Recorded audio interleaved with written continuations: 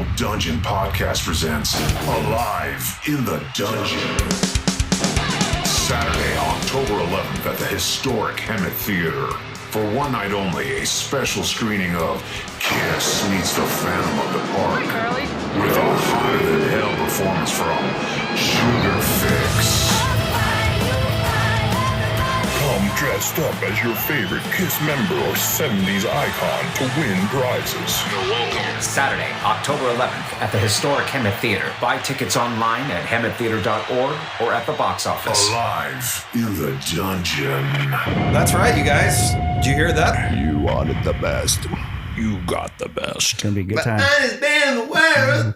Yeah. Special guests will be arriving, we know. Yes, indeed. We have the great friend of the show, virtuoso drummer, Marco Miniman joining us.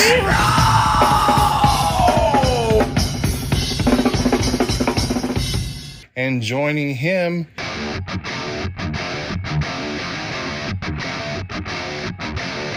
the great extreme guitarist, one of my favorite, Nuno Betancourt. You do not want to miss this. That's right. Alive in the Dungeon will be finally here. Oh my. So, and then also go on YouTube or wherever you watch the videos and look up Sugar Fix and get familiar with their music too, because they're going to rock the house as well. they're going to rock the house. Anyway, looking forward to that. It's going to be a really fun-filled night. There's so much going to be going on there, so hopefully everybody can join us out there. You don't want to miss it. It's going to be a good time. It's going to be a party.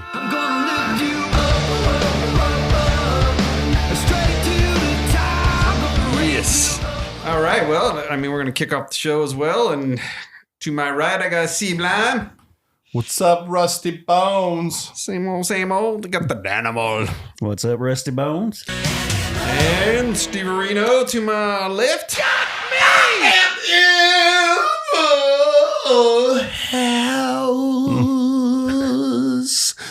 Like a goats. Yeah. So, what about goats? Anyway, me, Rusty Bones. Rusty Bones. We're going to do our weekly toast. Oh. Let's do it. And today is going to be a special one, you guys. This one is hard to find and hard for me to open. So I did it. Like physically difficult or just emotionally difficult? You know, with that wrapper on the top, it made it really a little bit difficult. So it was B. It was B. I have not had this before, so I can't even tell you like it's good, it's bad, it's indifferent. Okay. But it's hard to find out there, actually. To go find it on the aftermarket, you're never going to find it in a regular store. You're going to have to find it on the aftermarket. And if you can find it on the aftermarket, good luck. But you found it. But I found it. Hopefully it's not hard to And I drink. paid dearly for it. So, All right. what we're having today is Yippee-ki-yay.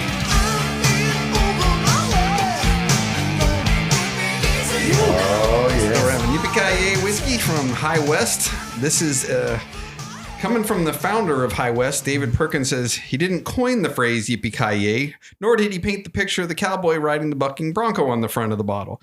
Furthermore, he says we didn't distill the whiskey in this bottle. The whiskey is their double rye sourced whiskey that is effectively their rendezvous rye.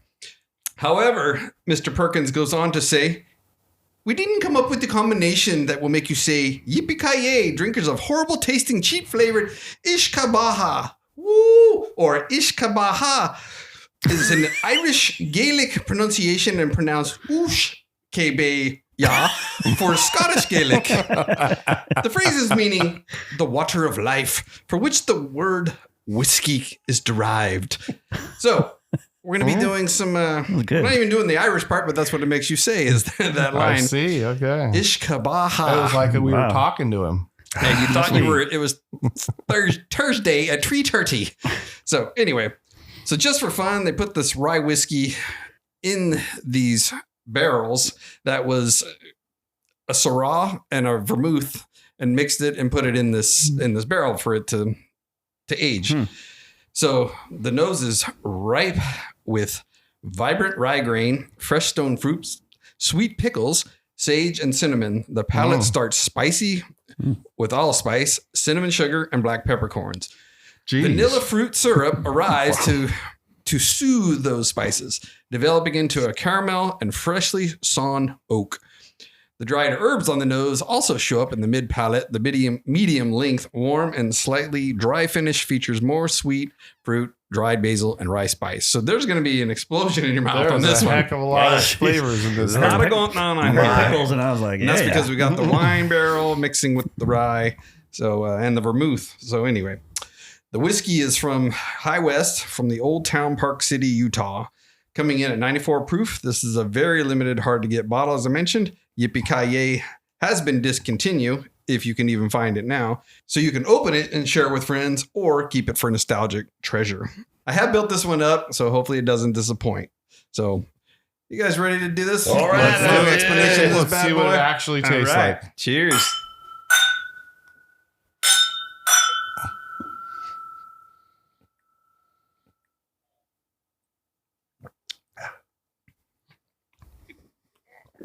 Pretty smooth.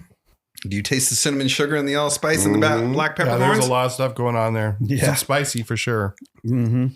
This is the most viscous whiskey you've ever poured us. That sucker was, it's 2 clicks above a syrup. I mean, it's thick. It's visky. Yeah. Visky. Visky.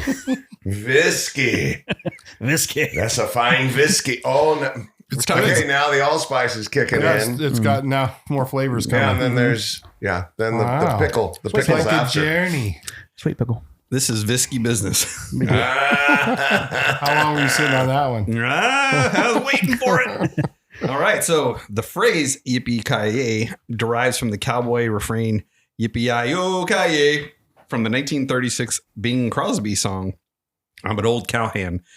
The original phrase is thought to be rooted in the non-lyrical scat-like syllables used in the older cowboy songs, possibly influenced by yodeling traditions and designed to herd the cattle up from over long distances. What movie in the 80s? What was the phrase yippee-ki-yay used as a defiant comeback against a villain? So that's a question, you guys.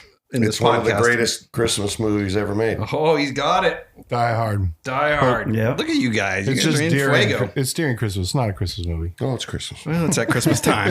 It's a Christmas movie. There's a lot of debate about That's that. right. Actually, So you guys are on your top of your movies. You don't know anything about music, but you And got that down. It was released in December too. I'm pretty sure, Yeah. right? Yeah. Yeah. So John McClane, otherwise known as Bruce Willis, used the term in the Die Hard films. McClane used the phrase when the villain calls him a cowboy. He embellishes it a little bit on the ending. yeah, Oh, yeah. a little bit, Yep. Just a hint. a little bit. So you nailed that one, but how about this one? Yippee-ki-yay phrase was also featured as the title song in 2010 by what singer? Title song. Title, Well, a like singer sang a song called Yippee Ki when you say title song, and is it that was the name in of the album? 2010. 2010. And that's the name of the album because you said title song, or is it just the Is it a song? female Title of a singer? song. Oh, okay. Yes. Is it Beyonce? No. Keisha, so we can move on. Oh, geez. I don't know anything Give me from 100 It's a guesses. hard I rock wouldn't heavy have got metal show. Terrible We're reference. talking there, cowboys. We're Rusty talking Rhodes. Keisha. that. Hey, Oh, we're my all over the gosh. place here. Anyway, hope you guys enjoyed it. And, Yes. Now let's Continue to enjoy it. yes. So now let's talk some music. What's up? What's up, Dungeon Masters? What's up, DiAnno? What's happening? sucker? Man, I've been having some fun lately with digging into my old CD collection. I go every day and I get a stack of 5 CDs and I just pick the ones I want and then I listen to them in that order, whole thing through, and really experience it. Yesterday was a new metal day. I have very few new metal CDs in my collection, let me just say that. But I have a Disturbed, I've got Mudvayne, this band called Skin Lab. They were kind of in the new metal realm. It reminded me why I didn't really listen to too much new metal. But I was forcing myself to listen because whenever I listen, I really try to listen to the whole album just to give it like a full chance. And I was really tempted on the Mudvayne one to be like, I need to just stop right here. When I listen to a good new metal record, I would say it would be considered new metal. Satellite by POD. Great record. Yeah, I'll check that out. I always like Seven Dust. They kind of got lumped into that a Yeah, little bit. I always little like bit. them. Yeah. So, but anyways, what you guys been up to? Listening to, watching? I've been, going back and listening to some of the blues tunes, the old blues tunes that Zeppelin stole. Oh, Cool. And Yeah. just where they got a lot of their ideas and things from. And there hasn't been anything that's been, oh my gosh, what Blatant. where right? were these? Yeah. Whoa. Okay. But you can hear their influence. You can hear it. Yeah. You can hear the influence. I go through my blues streaks too. I've got several blues albums and Muddy Waters and Buddy Guy, all the guys. So all the guys, all the kings, all the Kings. Yep. What about you, Rusty? So actually, I've been listening to Cry of Love. Do you guys remember that band? The Peace Pipe song. Anyway, it's a rockin' band. And Steve, I think you would really like them if you haven't paid attention to him in the past. I mean, the singer passed away, but it was he was only on there for one album. And then Robert Mason from Lynch Mob, Warrant took over. But it's a lot of Black Crowes kind of sound. Cool. But I'd say with a little bit harder edge to it. But Cry of Love. I mean, Peace Pipe was one that was on the radio. There's a couple of them on the radio, but very nice. Steve's writing it down. What about you, Chad?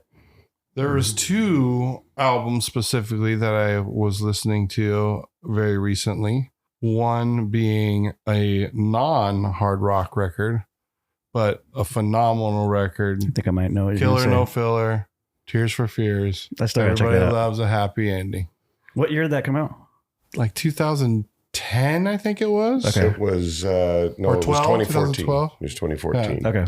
I gotta check in that era. I mean, at our age, all that is the same year together. Yeah. Oh, and so it's an awesome album. It is a complete homage to the Beatles and Paul McCartney specifically. Awesome. Then the other album that I took out, to just keep it fresh, which is still basically a fresh record, is Rise by Extreme. Oh yeah, such a great record. So many different types of songs on there. I agree. I mean, I was listening to that today as well. Oh yeah, today I was listening to it. But Banshee is a great song.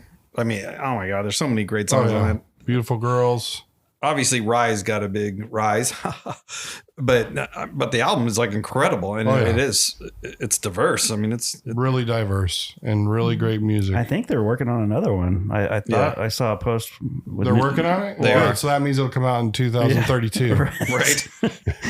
I saw Nuno. He's like working on new material, for another album or something. So yeah. Well, maybe we got super inspired and we won't have to wait 7 to 10 years for the next Extreme record. Yeah. Other Side of the Rainbow is another still good fresh. So it's a great listen all the way through. Yep. Cool. Well, as far as tours, Cavalera, the Cavalera brothers, Max and Igor, they're touring and playing the complete Chaos AD album, which is one of their breakthrough albums. I mean, all their albums are awesome, but that was probably one that really got them on the little bit more mainstream recognition. Biohazard's touring, Dark Angel. My wife just picked up a birthday present for me. We're going to go see Robert Plant, Saving Grace, but it's just to go see Robert Plant. It's more of a bluegrass and folk kind of a thing, but it's... We talk all kinds of music here, though. Oh, yeah. But hard rock and heavy metal is the focus. But Rusty tries to take us down the country road. Yeah. I know. That's Steve at the concerts. Remember, he's the closet country star. I'm the closet country star. Thank you. He had the cowboy hat and everything. Nice. He's looking good. Oh, yeah. Oh, don't worry. Don't worry. He passed out on the ground, but still. Whatever. Whatever. Cool. Anything you guys are... Well, Twisted Sister announced that they're going to reunite for their 50th. So next year, 50. That's they're going to hit the road. So that's kind of cool. Yeah. Y&T is performing. That's right. Got Warrant Lita Ford. Got Queensryche. I posted on our Instagram account, Rock and Roll Dungeon. Look that up. Speaking of Extreme, Def Leppard and Extreme together. When is that? Well, it's June 19th in if you're in Switzerland in Zurich. Everywhere else, I'm not really sure. But next June 19th. Yeah, it's already posted. Like it's on a wall, like whatever that was. Wow. I walked by it. I'm like, I got to stop and see this. You saw it there. I was in Zurich. Where it's going to be. Yeah. That's cool. 4x4. 4x4. 4x4. 4x4. 4x4. All right, gentlemen. You guys ready for another 4x4? It's time.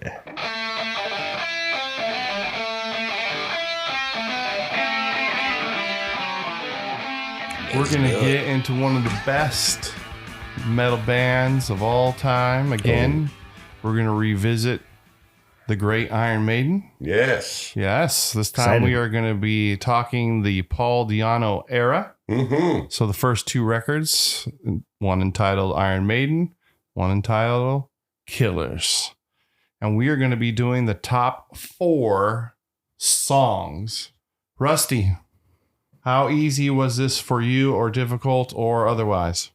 To me, it wasn't too hard because there's only 2 albums. So it's not like a whole plethora of albums to choose from to narrow it down to 4. I mean, sometimes we're going through, well, they got 13 albums and we got to pick our top 4 songs. So when you got 2, it's a little bit easier than, but it's still difficult because they're both iconic albums. So, And they're both Killer No Filler albums. Yeah. Steve, how about you? It wasn't that hard. I didn't have a wrestle myself moment. Yeah. Wow. Okay. Well, yes, the next segment, Rusty's going to be taking us through Yes. a battle of these 2 records. But Dan, what about you? How difficult or easy was this for you? Not too bad. I mean, I felt good. They came pretty quick. I wasn't surprised at what I ended up picking. I was like, okay, makes sense. Well, I'm very familiar with both these records, super familiar with both these records. And unlike you guys, this was one of the most difficult 4x4s I ever did. Wow. Because all these songs are great songs. And it isn't like a lot of albums where they're all great, but there's some that just rise to the top obvious. All these songs just seem like they're on an equal level. So it was hard for me, but I did get it narrowed down. All right. All right, you guys ready to do this then? Let's do it. Number 4, top Iron Maiden song from the Paul DiAnno era. Number 4, Rusty Bones. I am going with Charlotte the Harlot.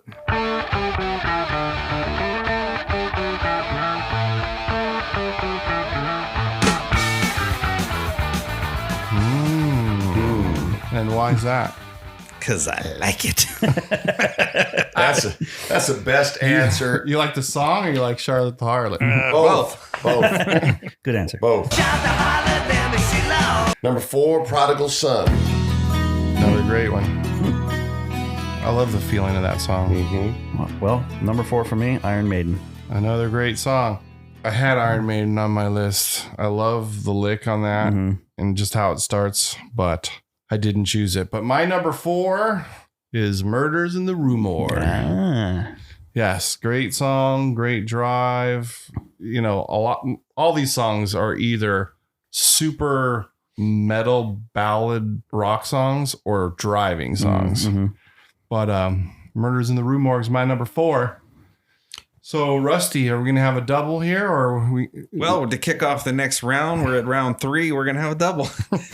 And it's going to be Murders in the Rue Morgue. Okay. So, same thing. I mean, just great song. I set you up on that. I had no idea. Yeah. Yeah, we'll get to it later. So, I'll know. Okay. Yes, we're going to get a chance to talk about these songs a little bit more in the next segment. Steve, what's your number 3 Iron Maiden song from Paul? Phantom of the Opera.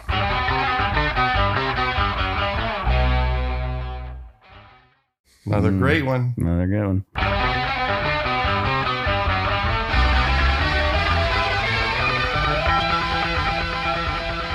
So how many, before we keep going, how many total songs you think are going to hit this list? There's a potential of 16, but so far we only have 4 out of 6 I picks. think Well, 7. 15 because there was one double. No, I mean, there's a potential from the beginning, but so far, yes. I think 7. Yeah, I was going to say 8 came to my mind.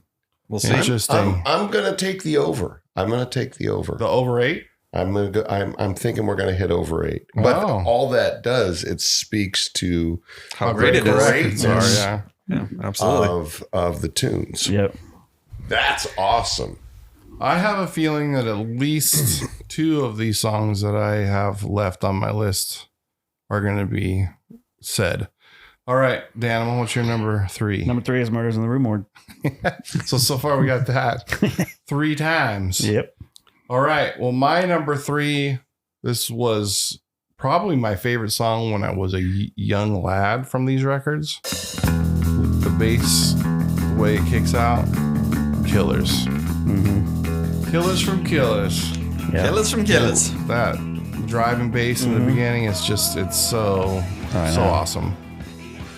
Okay, we're at number 2. All I'm going for one of the songs you can hear on the radio that plays Iron Maiden, because most of the time you're not going to hear a song from Iron Maiden on the radio. Especially from these records. Yes. So Running Free. It's a good song. Classic. I'm running free. Yeah. Nice. Number 2, The Ides of March.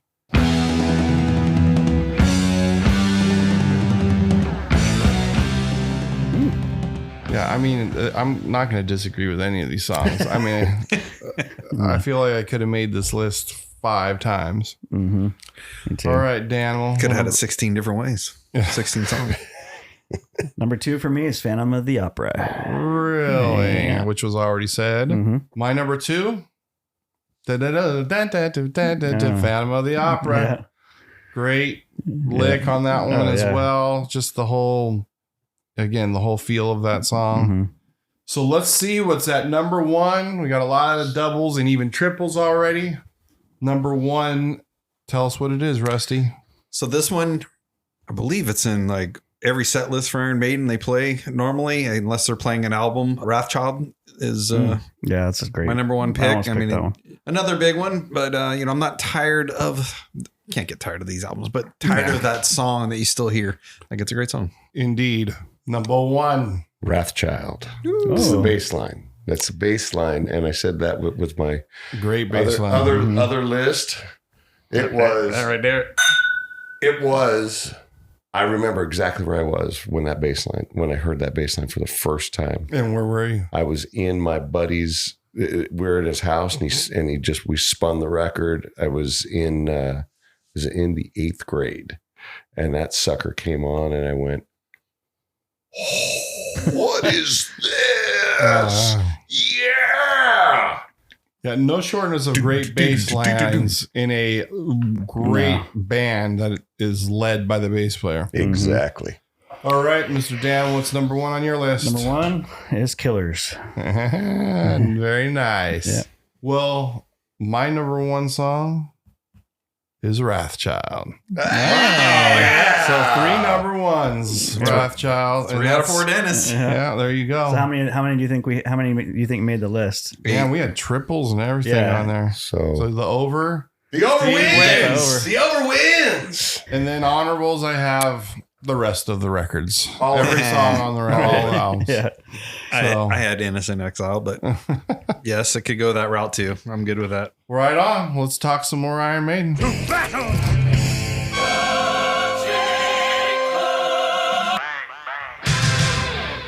All right, nailing it down to 4. Now we're going to go track by track on these 2 amazing albums. 1980 Iron Maiden album against 1981 Killers. As we mentioned, all killer. Yeah. I mean, both No of bad them. songs here. So this is None. probably where they came up with Zero. that term, killer no filler, because they named their album Killers, and they're just like, look, this you're not It's gonna all have fillers. killers. They didn't call it fillers; they called it Right. Killers. Yeah, all killers, no fillers. That would have been horrible if the second album was named Fillers. Would have been- this is our leftover songs. They just were And it is trash. it's trash. It just wasn't very good at all. Oh. You know, that might be a good segment. What albums came out that were just all fillers? Yeah, the No, research would suck. I'd be depressed. My number 1 suck album is. All All right, let's get back to the good records. 1980 Iron Maiden, 1981 Killers. Track number 1, Prowler on Iron Maiden, and Killers, The Ides of March. Steve. I like the Ides of March. Okay, down. I've got Prowler. As do I. I love the way that song starts too. It was almost on my top 4 list, but they all were so. But yes, I've got Prowler for the winner on that one. All right, I got Prowler as well.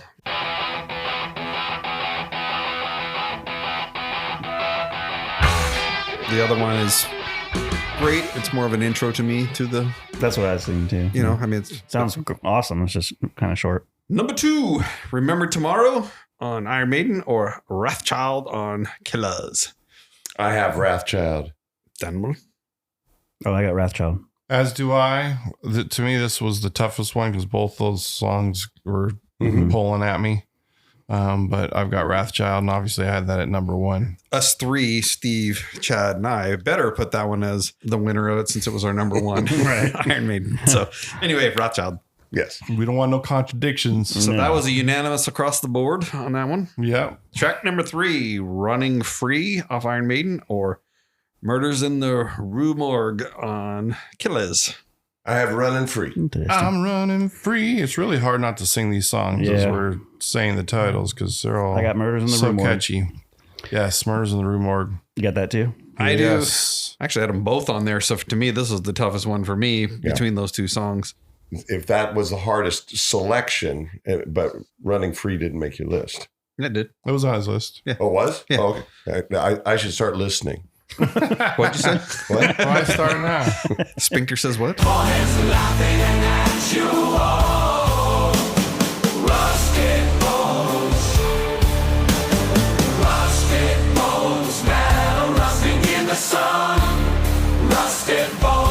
Track number 4 off Iron Maiden, Phantom of the Opera, or Killers, Another Life. Phantom of the Opera. Phantom of the Opera. The Opera is my number 2 song on my list. Definitely sticking with that. Phantom of the Opera. Unanimous. Unanimous again. Unanimous. All right, track number 5. We've got instrumentals. Transylvania or Genghis Khan. I went Genghis? I went Genghis Khan. I went Genghis Khan. Really? See, I like Transylvania. I like that song too. And I went with Genghis Khan.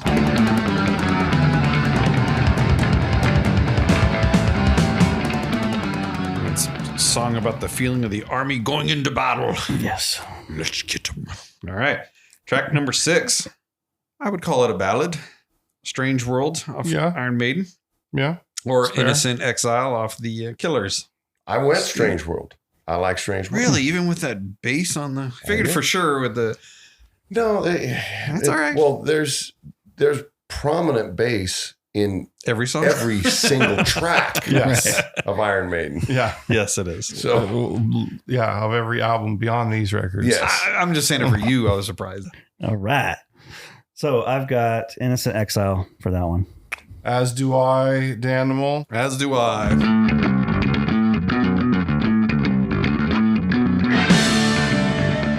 All right. Track number 7. Sanctuary off Iron Maiden album, or Killers off of Killers. Killers. Another tough one though. Sanctuary is a great song, but I mean, it Gotta must be go with good if Killers. you're naming it Killers. that's right. Mhm. Killers. Killers. Unanimous on that one. wow. Okay. Sanctuary has no votes. That's such a great song. We are All down right. to track number 8. Charlotte the Harlot off Iron Maiden, or Twilight Zone from Killers. Steve. Charlotte the Harlot. Are you going with Dan's Twilight against the Zone? Twilight Zone. Yeah. Yeah, I gotta go with Charlotte the Harlot. Love that song. Charlotte the Harlot for me as well. Track number 9. Iron Maiden. Title song, title of the band, everything. Out Iron Maiden. To me, this one kind of sounds punk, doesn't it? Yeah. And they play it a lot live too, still, I think. I mean, Well, they there's some usually staples. do Wrathchild and they usually do Iron Maiden Mhm. live still with Bruce. It's cool. So we didn't finish there. So Iron Maiden Right. or Prodigal Son off Killers. I think I know what Steve's choosing. Prodigal Son. I got Iron Maiden. As do I. Prodigal Son for me. It's tight. Oh. We have extra tracks on Killers, which Purgatory extra tracks, Drifter. so they get some points. those 2. So they're going to get automatically 2 points for writing 2 extra songs. Mhm. So you can count them up. I'll count them up. Count them up.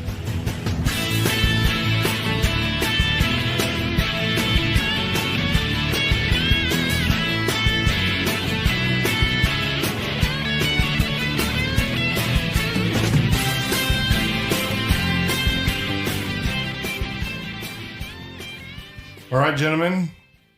We have the Yes. results All right. from the head-to-head battle Any predictions? between the great Iron Maiden first 2 records, Iron Maiden. What do you and think, Killers. Rusty? I am going with Killers would be I the... think Killers. Yeah, I think Killers is going to win.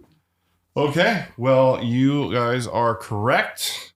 Iron Maiden had 14 points, Still pretty and good. Killers had 24 points. Wow. So that's they a still beating. Pretty good lead. That's a really, beating. even without the extra 2 points, they significantly beat out the debut record. As far as individual, both Steve and I had 4 for Iron Maiden and 5 for Killers. Oh, I guess it wasn't split down the middle. And both Rusty and Dan had 3 for Iron Maiden and 6 for Killers. Wow. So everybody individually Tied also here and tied picked here. Killers. Yes. Either way, you can't go wrong. Can't go wrong. These are both records that everybody should own and listen to because they are iconic. Classic. Essentials. Essentials for any metal fan to have in their collection. And rest in peace, Paul DiAnno. Yes. This is the featured subject. Okay, it's time for our featured subject. Recently, in one of our episodes, we did the debut records, right? That were great. Now we're going to be doing what we're calling the sophomore celebration. But these are not just sophomore records that were great, but these are sophomore records that may have surprised people because the debut records were fair to good and the sophomore records kicked some butt. I think in some of the cases, the debut record was really good and surprising when it came out, but then the next one just blew the doors off of it. So it kicked its butt, even though it was a good record. It's still good, yeah. Yeah, none of the debut records that I picked, I would say, were horrible records, but the sophomore records are Definitely just far outdid and it. away better. So, was this an easy list for you to come up with, Rusticles? I think for the no is the answer, but I mean there's somewhere. We'll go with that. I mean, And how many? my did you number come up one with? was 5? easy. How many did you on your list? 4 Cool. because you wrote 5. So, how many ever there may be, we're gonna talk about them. Perfect. Steve, Perfect. did you have to look around a little bit, or I had did to you look have at- some I looked at- flashing light bulbs of? Oh, I had. Well, yeah, I have one flashing light bulb, but the ones that I came up with are, there's one that's painfully obvious that we all should have it on our list. Really? That's interesting. I'm not sure if anybody has the albums I have on my list because there's so many possibilities. Yeah. Depends on kind of where you went. Curious to see what that is. It was, yeah. I'm Well, curious as well. all I'll say to that is, all of you should think I have this on my list if you didn't have it on your list. Yeah, I mean, I stopped at 5. I mean, obviously, we're not going to be here all night talking about the great sophomore records, but I think we are going to have a good representation. I think there is going to be a lot of different ones. There may be a few doubles, but Yeah, I think we there might shall see. be a double one that I'm looking at here, but I've got 5. And So an easy 5? A couple were easy, and then the rest I had to kind of look around a little bit and jog my brain and kind of weigh it out against the first one. Now, these ones for me were pretty easy. These are all albums that I've listened to a lot. So, Rusty, are you ready to do this, my man? I'm ready. All right. And this isn't like our top 4 list. Just let's start spout with 'em one out. throwing out, and let's talk It's about not in it. order.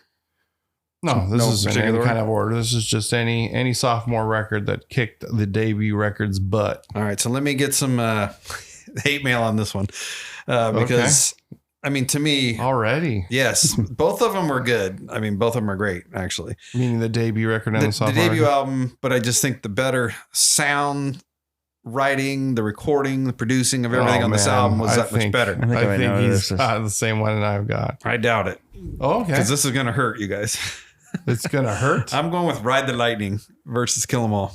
Oh, that doesn't hurt. Doesn't it hurt? Well, Not Ride at all. Lightning is the best Metallica record, but I yeah. agree with that. I've got it on my I'm just list. saying a lot of people love Kill 'Em All, and so do I. I'm Why just saying. I've got it on my list too. I've got Oh, it on I my love list. Kill 'Em All All. right, never mind. Yeah. Okay. Well, There's no I hate thought for mail. sure I was getting like tomatoes No, or something. apparently Personally, not. I would never put that on there because Kill 'Em All is so great. It is. It is. Um, but when you Ride really Lightning is to me the best Metallica record, but But that would fit the genre. kicking Kill 'Em All's butt, I wouldn't Well, go that far. For me personally, it does. I love Kill 'Em All, but I just feel like the scope of what they were doing. I mean, and how much they progressed as songwriters in that short span, and the epicness of those songs. Because like Kill 'Em All doesn't really necessarily have epic songs. It has like almost more like punk rock. Yeah, way more raw, Yeah. obviously.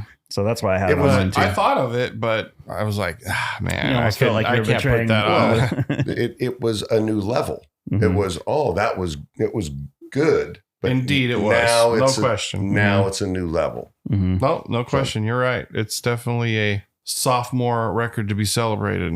It's true.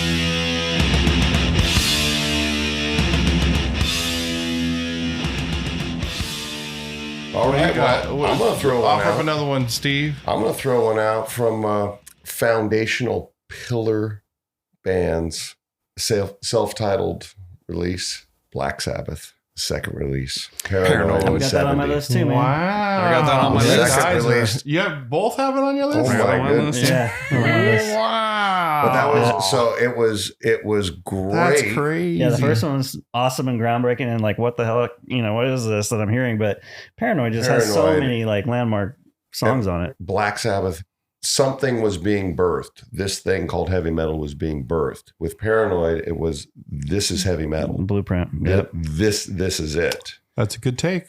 That's a good take. I thought of that too, but I couldn't do that one to that either. I can hardly wait to start hearing CB's list.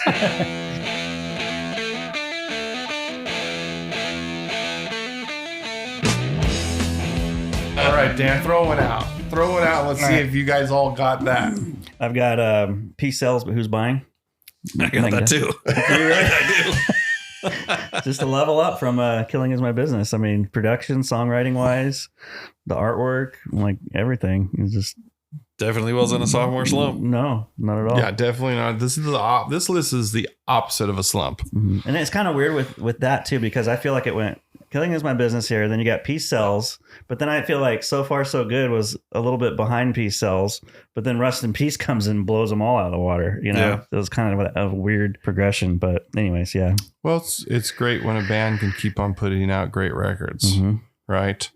All right, my first one here might be on somebody else's list. I'm going to throw out Def Leppard High and Dry. It's on my list. Debut record obviously was On Through the Night. I thought about that one. I didn't. On Through the Night's a little more I know raw, you like that one though, right? straight rock. Oh, it's a great album. But then High and Totally Dry, different sound. I mean- another hit and run. You Got Me Running, Lady Strange, Mirror Mirror, of course, Bringing on the Heartbreak. I mean, High and Dry is a phenomenal record, and it definitely is, to me, several pegs above On Through the Night. You got Mutt Lang joins Mhm. and just pushes the heck out of those guys.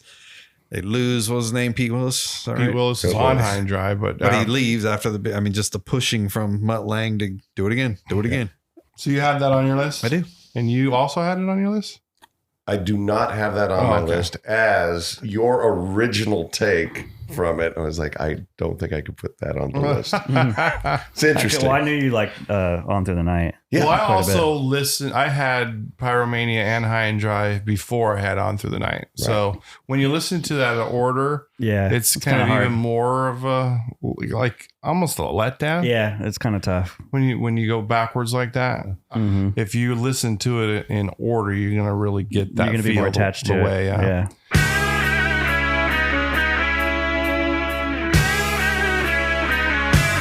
All right, Rusty, throw another one out. So, I mean, my list is going to get dust quick because everyone mentioned was on my your list, list. every single one of them. So Really? now we're on number Yeah. 5, and we've already did my whole list. So now I'm on my my last one. It's all good. I think maybe by the time it comes back around the horn, I'll have another one for you. But so here's another one that I believe brought them from, a great band to an iconic status, and it's from Led Zeppelin 1 to Led Zeppelin 2.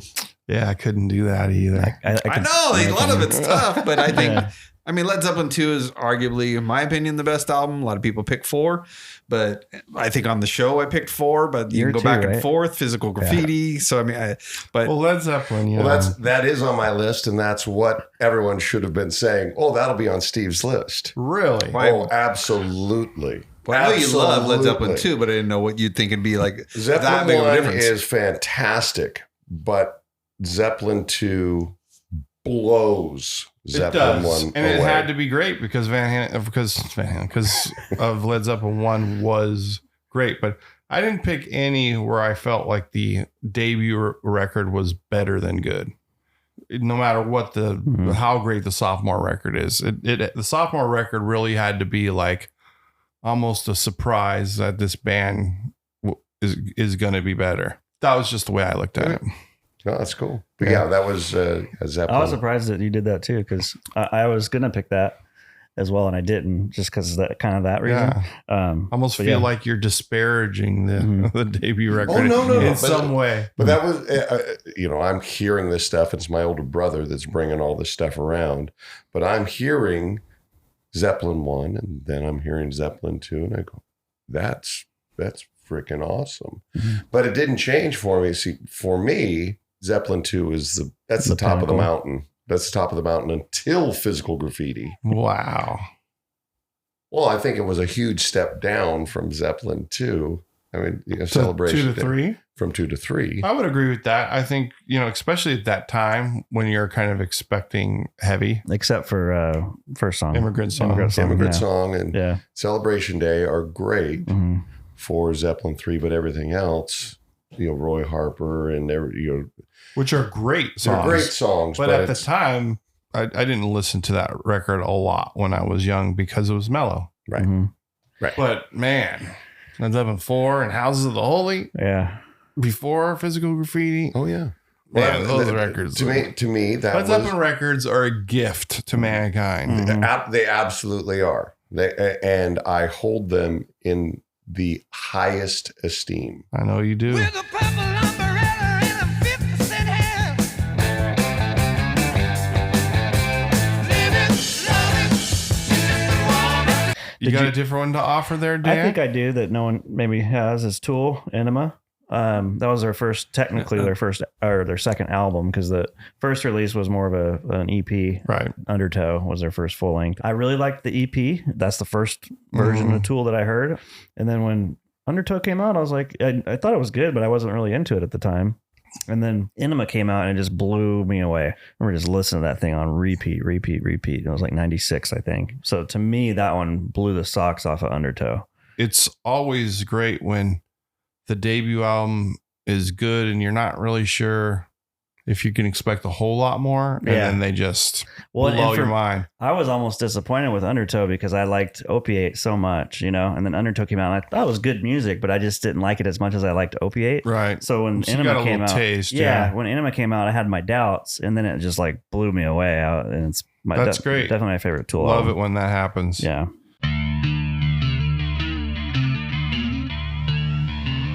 All right, I'm going to go with another one. Actually, all four of the ones I've got left here on my list, nobody said so far. So I'm going to go with the mighty Judas Priest, Sad Wings of Destiny. I can see that. It's on my list. Yeah. That's on my list. You got Victim of Changes, The Ripper, Dreamer, Deceiver, Tyrant, Genocide. Man, that album is great. Rock-a-Rolla, good record. I would call that a good record. But it's not defining of Judas Priest at all. Yeah. A little more blues rock, not even metal. I didn't listen to those in the order as they came out. I heard Sad Wings of Destiny before Rock-a-Rolla. I think if I would have listened to that in order, that would have been a mind blower, because you wouldn't have been expecting it. Mm-hmm. You would not have expected Sad Wings of Destiny after Rock-a-Rolla. Right. I hate using the term disappointed with Rock-a-Rolla, but it was the same thing with me. My introduction to Priest was on British Steel. And so everything then was just a look backwards. And it was like, oh, what's this Rock-a-Rolla? And I put it on and went, yeah. And never spun it again. If somebody I didn't. If somebody gave me Rock-a-Rolla and it didn't say it was Judas Priest, I probably would have liked the record even more. But I heard Rock-a-Rolla after Sad Wings of Destiny, Stained Class, Hellbent for Leather, Screaming for Vengeance, British Steel. I mean, all those records I heard, Defenders of the Faith, all those records I heard before Rock-a-Rolla. So Rock-a-Rolla was a bit of a disappointment when I first listened to it. Yeah, because you saw the name, Right. and you knew what you were expecting. And I wasn't expecting that. But now it's a good record. Right.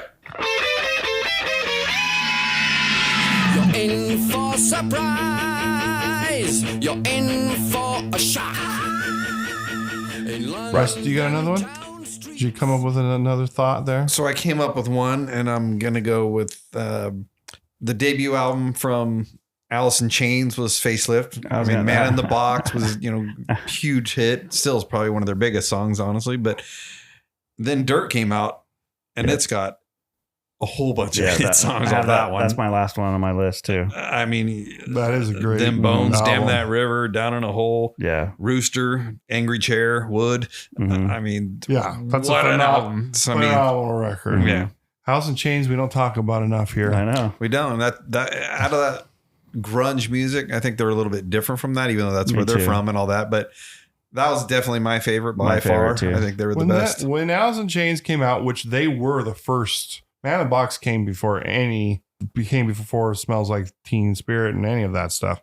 I remember listening to Man in the Box, waiting for Iron Maiden to come on just over the house. They were playing that song to metal crowds. I just thought it was another metal band that's coming. Yeah. And Yeah, this is their sound. I mean, because that was really 1990, and it was really about 92 is when it really changed. Yeah. True.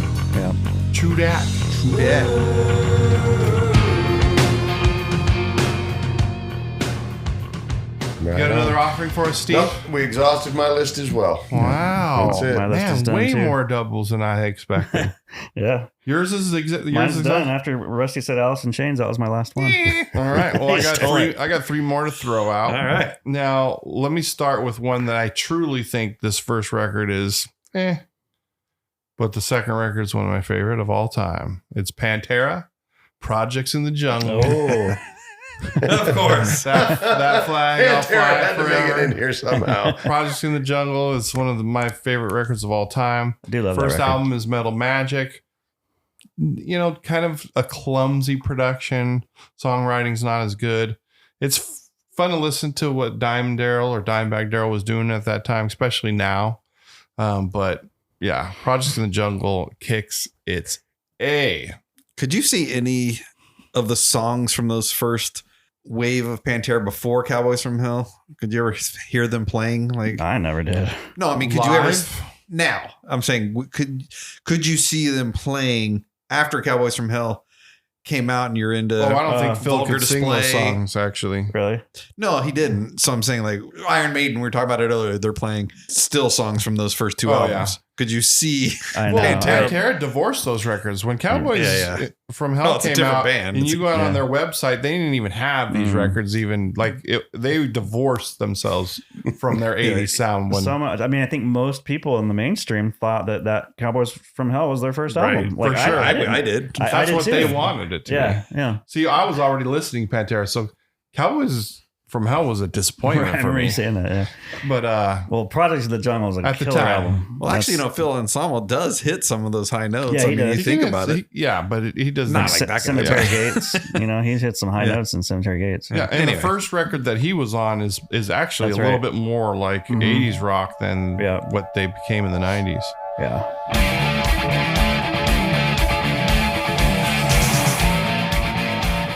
How about a little Doc and Tooth and Nail? I thought Rusty was going to say that earlier. I thought that was one where when you said Ride the Lightning, I thought that was the one where you're like, you're not going to like this. I mean, blew away the first album. I mean, to me, I would say that. I do like Paris is Burning, Breaking the Chains, off the first one. What Several other more. songs from Breaking the Chains can you name? Off the top of my head, I can't. And how many from Tooth and Nail I can could you sing name? them. I guarantee if I popped it up and went, oh. Yeah, I know you can. Tooth and Nail, I guess. You could probably name the whole record. Probably damn close. Without Warning, that great freaking instrumental opening that George Lynch does. Just Got Lucky, Don't Close Your Eyes, Into the Fire, Alone Again. Heaven Comes Down. Yeah, that album kicks Breaking the Chains butt. And it's, again, a totally different sound, too, for them.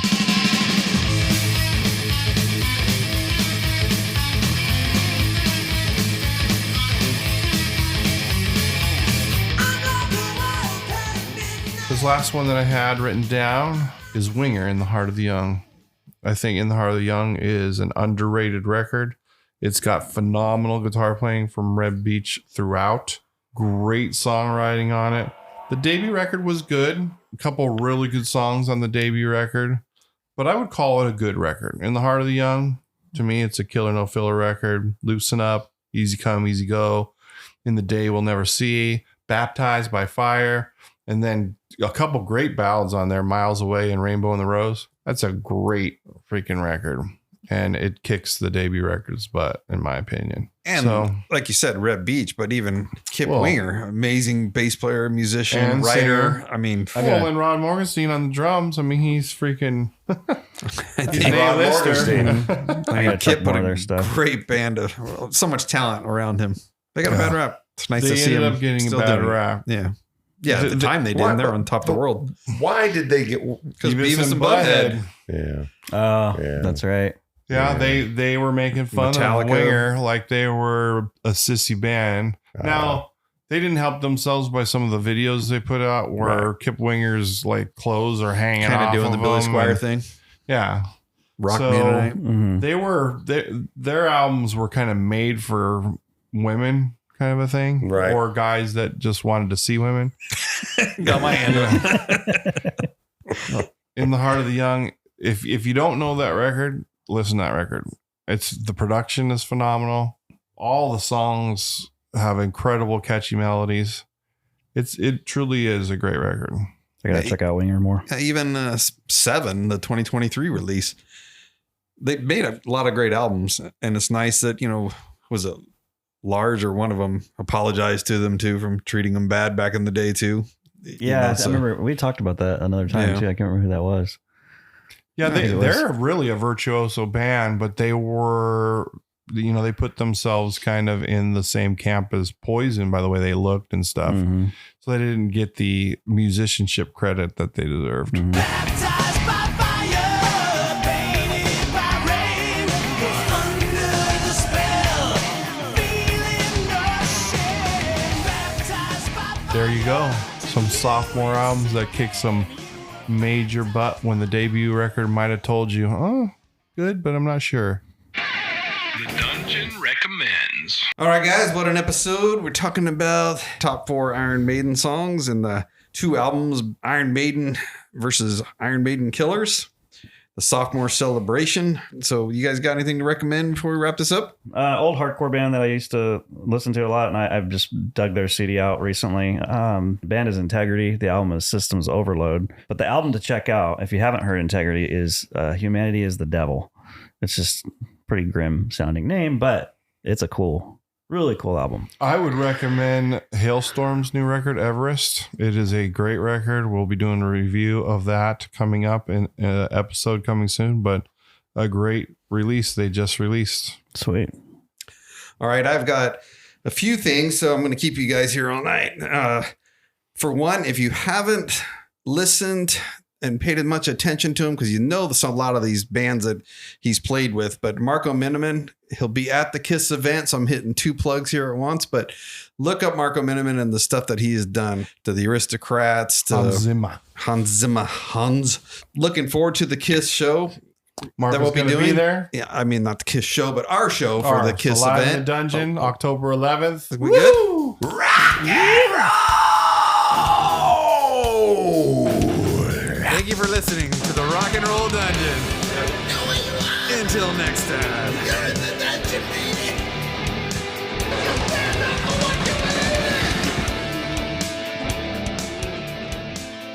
Late.